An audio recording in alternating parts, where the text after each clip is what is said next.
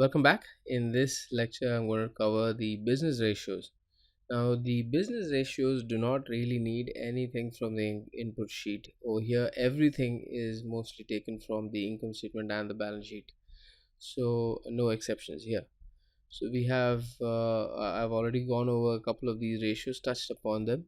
So, you can see that the current ratio and the formulas are shown in the adjacent column, and it's calculated for each year, so you can see the trend. So the current ratio is was at 80.6 in 2016 based on what we have input so far. This has gone down in 2017 and further improved in 2018. So whenever now an investor talks about liquidity, you can say clearly that your company is having good liquidity in terms of the ratio, in terms of ratios. So make sure that you tweak around the figures so that you get something which is beneficial for you to explain to investors. Now, every different industry has different metrics. There used to be a time when people would say that a current ratio of two times current assets over current liabilities is ideal or it's optimal. Well, it might have been for manufacturing companies, but it's not the case for software companies. It's not the case for healthcare companies. If you see the financial statements or any 10K report of Apple or any other major corporation, you'll be able to see that different companies have different ratios. Some have very high current ratios, some have very low current ratios. So it's something which is industry specific. So take a look at least three to four companies which may be comparable to your business, and hopefully if they are publicly traded, it's going to be easier for you to explain why your company is also at a good position.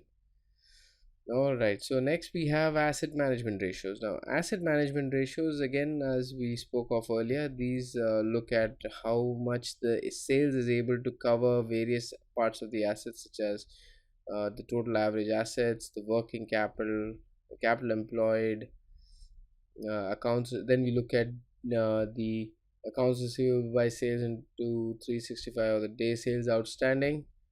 This is something which is leading us to the cash conversion cycle as well.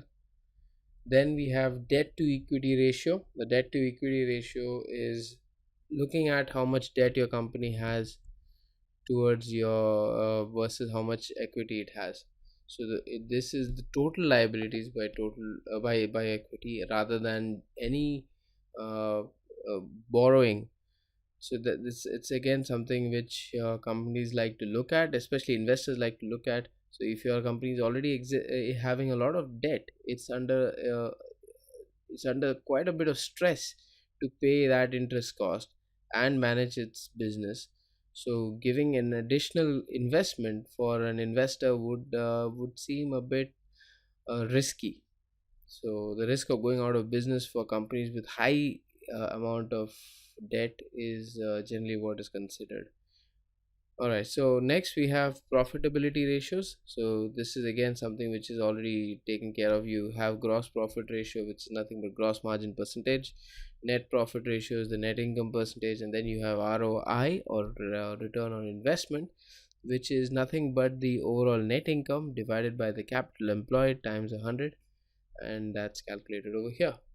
So that's business ratios for you. It you have in one sheet all the ratios that are crucial. You can just copy and paste this on a pitch deck or a set of business plans, or wherever you feel this is appropriate for you to use. All right, thanks for watching. I will catch you in the next lecture. Bye for now.